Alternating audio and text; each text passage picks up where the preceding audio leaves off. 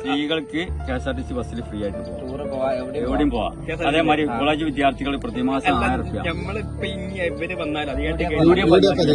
അതിന്റെ പുറമെ ഉമ്മൻചാണ്ടി ആരോഗ്യ ഇൻഷുറൻസ് ഉണ്ട് 25 ലക്ഷം രൂപ. 25 ലക്ഷം. പിന്നെ ഇപ്പൊ ഉള്ളത് ക്ഷേമ പെൻഷൻ 3000 രൂപ നമ്മൾ കൊടുക്കാൻ പോകുന്നത്. 3000 രൂപ ക്ഷേമ പെൻഷൻ UDF ഗവൺമെന്റ് കൊടുക്കാൻ പോകുന്നത്. പിന്നെ യുവജന ബിസിനസ് ചെയ്യാൻ ആർക്കും ബിസിനസ് ചെയ്യാണ്ടെങ്കിൽ 5 ലക്ഷം രൂപ. 5 ലക്ഷം രൂപ അത് പലിശ ഇല്ല കേട്ടോ. 5 ലക്ഷം രൂപ 2000 കിട്ടുന്നത്.